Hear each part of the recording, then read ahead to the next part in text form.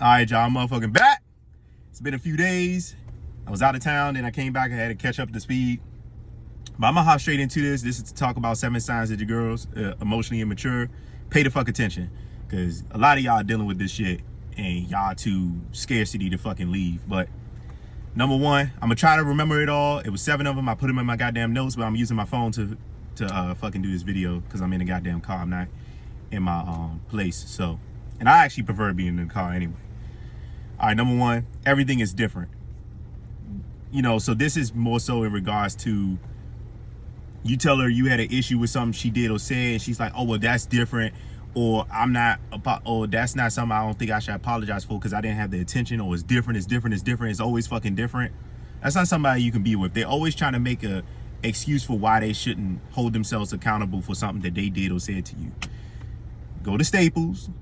They got a pack of Sharpies you can buy and a whiteboard. Take it home, unpack it, draw yourself a new girlfriend. Move on. Next, she makes excuses for poor behavior. This is kind of the same to the first thing, but I wanted to be really clear about the difference of the two. It's a very gray line here. Making excuses for poor behavior is kind of like the same thing as, you know, them saying, oh, it's different and stuff. It's also making excuses. But I just want to be very outwardly clear that, hey, you know, this could be an excuse for anything. It's not just is it different? It's, oh, well, my dog took a shit on my homework. My cat fucking threw up on the side of my bed. You know, all this shit for why they want to, for why they want to excuse themselves for why they had a bad behavior towards you when you didn't deserve it. That's not emotionally mature. People need to know how to channel their emotions and separate what was once this problem. If it didn't have nothing to do with you, they shouldn't be taking that shit out on you. Just because your fucking dog took a shit on your homework assignment, you had to re-fucking do it, does not mean you should be taking that out on me, period. And if they do, they should hold themselves accountable, apologize, and move on. Simple shit. If she don't do that, draw a new girlfriend. You know the drill. Number 3, they expect you to be on your P's and Q's. And they don't want to give you grace if you make any small mistakes, but they want you to give them a grace. So basically they want you to be perfect, but they can be imperfect.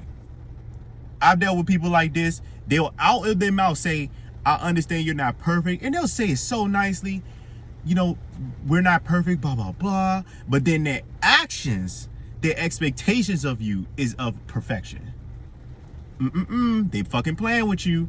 Don't fucking tolerate that shit. I'm telling you right now. I don't care how many times you had put your foot down. I told her I'm not perfect. Don't fucking matter. Draw yourself a new girlfriend. Move on. That shit is not emotionally mature. It's controlling. It's selfish as hell. And it's, like I said, emotionally immature. So move on. Draw yourself a new girlfriend. Number 4. Domineering arguments and, you know, little spats and stuff like that. So arguments to me is different than little spats. Little spats is just like a stern talking to each other. Maybe y'all did something wrong or somebody did something y'all didn't appreciate, whatever the case may be. Arguments is like, it can lead up to yelling or just at each other's throats. That's a little worse. Regardless of the two, if you're dealing with somebody who's over here domineering the entirety of the interaction, this is somebody who's talking over you a lot, who, when they finish fucking talking and you listen to them and you start talking, they want to jump back in and interject and cut you off and want to speak for another 30 minutes. That's domineering, right? You don't want to deal with somebody like that. That is controlling ass behavior. Sometimes people do this because they can't handle the truth. So they want to keep cutting you off because they don't want to hear what you have to say, because they know what you're about to say might hurt their feelings. You can't deal with somebody like that. That's an emotionally immature woman. Why are you wasting your time? You know the drill. Draw yourself a new girlfriend. Number 5. When she gets hurt because of something you unintentionally did to her, she decides to be vindictive instead of communicating with you. Waste of motherfucking time.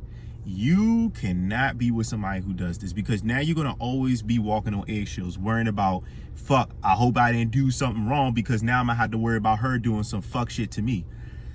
For example, if you came from work, you fell asleep, like I said, and you forgot to call her like you usually do. And so you wake up the next day, she's bitching and moaning about it. And instead, well, actually, she don't even bitch and moan to you about it. She just completely ignores you. And y'all talk every day, but she ignores you the next day. She's being vindictive. That's another word for it. But this is also emotional immaturity, right? There's a lot of words for these types of people. But this is also emotional immaturity. It's also, you can call it vindictiveness, you can call it emotional immaturity, you can call it both, because they're both, actually. So this type of person, you don't want to fucking be with. You will never have peace. You should have the freedom as a person, like I said, to be imperfect. You're going to make mistakes. A lot of this is also under the assumption that you're doing what you're supposed to be doing as the man in the situation, right? You're not fucking doing disrespectful shit blatantly. You're not fucking doing something that's irresponsible, inappropriate, blatantly, stuff like that. So under the assumption that you are not doing that, that's not appropriate. She shouldn't be fucking flat out vindictive. Even if you did something that was blatantly inappropriate or on purpose, she should be mature enough to just walk away from you, your dumb ass then. Don't even fucking waste her time trying to get back at you. That's just a waste of fucking time. Emotional immaturity. I'm telling you. It's better to just move on, turn the other cheek, and walk away. It looks better for your sanity and your life resume over time. Number 6. All right, this one my brain's fucking up here. Oh yeah, I'm glad I remember this one. She picks and chooses what she's willing to apologize for. Some of y'all guys probably heard this with women y'all was dealing with that was toxic as hell, where you put them on blast for some shit that they knew fucking good and well was wrong as hell. And they're like, oh, I apologize for saying this, but I'm not apologizing for saying that. But you know that you clearly said all of that was fucked up to you and it hurt you, right? You can't be with somebody like that. Accountability for the whole goddamn tree. Accountability for the leaves on the tree, the branch on the tree, the fucking trunk, the goddamn roots, the seed before the seed became a tree. All of that. She should be accountable for all that shit. She accountable for the whole goddamn tree. The branches. Did I mention the branch? The branches. All that shit. Accountable for all that shit. The whole goddamn tree. She better carry that tree on her goddamn back. And the soil. Fuck that. All that shit. She need to be accountable for a whole fucking tree and the soil that surrounds the tree and gives it its goddamn nutrients. If she ain't accountable for all the tree and she's picking, choosing, oh, I'm gonna apologize for this leaf on the tree, but not that leaf. You see how fucking stupid that sounds? It sounds stupid, but this is really what people doing.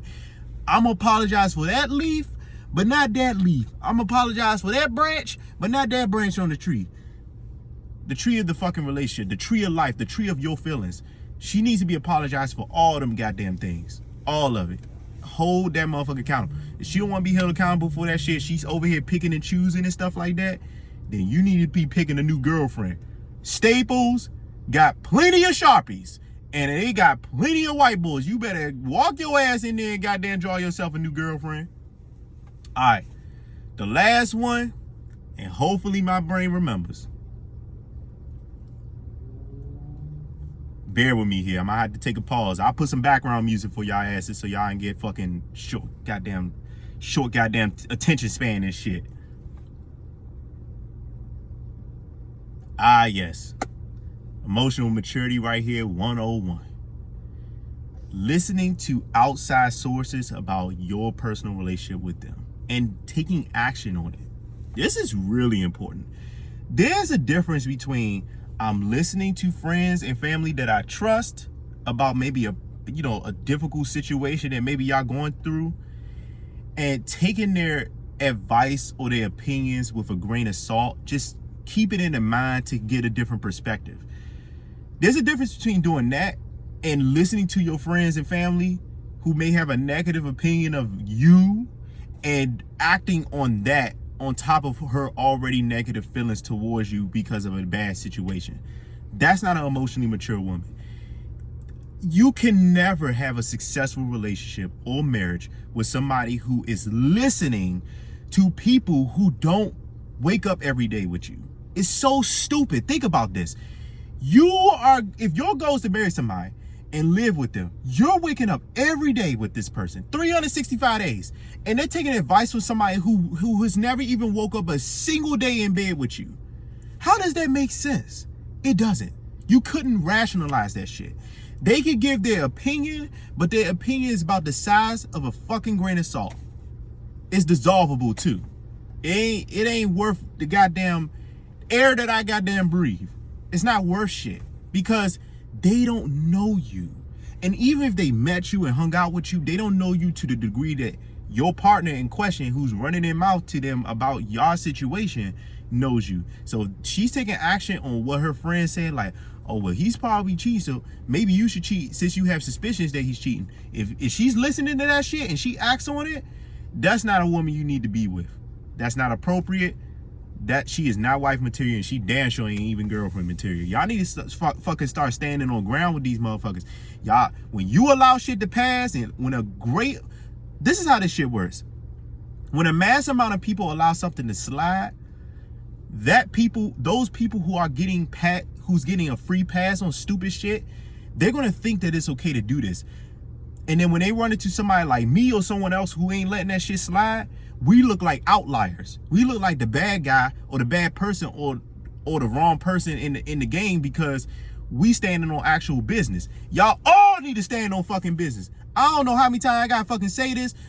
You know, knife hand y'all asses. Y'all better fucking stand on business. If she's fucking doing bullshit, you need to stand on that shit. Don't, fucking stop little dicking your ass around thinking y'all gonna just let shit slide because her ass fat. Nigga, you find somebody else with a fat ass. Or, hey, somebody can have a fat ass and terrible pussy. You better figure out some way to find reasons to walk away. Stop trying to say, well, the ass is good. So, you giving her a free pass. Fix that shit. Walk away. Stop being fucking scarcity minded. So many people out here. You know what I'm saying? So many good people too. There's good people still out here. You just need to know where to look. And you need to be more vigilant. And you need to stand by your boundaries. This is how you're more likely to meet the type of people you want. Period. Point blank.